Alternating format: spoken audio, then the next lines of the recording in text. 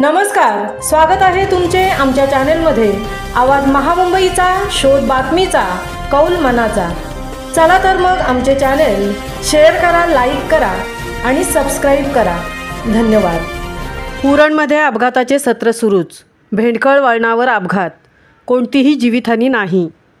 खोपटा पूल ते नवघर मार्गावरील भेंडखळ वळणावर भरधाव वेगाने निष्काळजीपणाने जाणाऱ्या ट्रेलर वाहनाने मोटारसायकलला धडक दिल्याने हा अपघात झाला आहे। सुदैवाने मोटारसायकल स्वारांनी प्रसंग व सावधगिरी बाळगून उडी मारल्याने कोणतीही जीवितहानी झाली नाही, मात्र मोटारसायकलचे मोठे नुकसान झाले आहे। उरण परिसरामध्ये बेदरकारपणे वाहने चालवल्याने आणि नियमांचे उल्लंघन केल्याने अनेक अपघात झाले आहेत।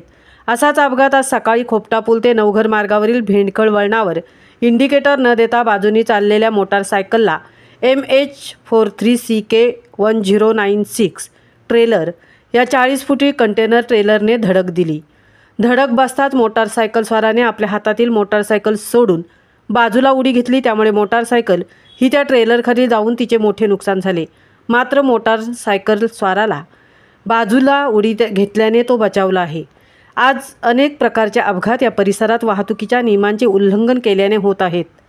अवजड वाहनांवर नियमाने क्लीनर असणे बंधनकारक आहे, मात्र ट्रेलर मालक आपले पैसे वाचवण्यासाठी क्लीनर ठेवत नसल्याने बाजूने जाणारे वाहन दिसत नाही, त्यामुळे अनेक अपघात होत आहेत।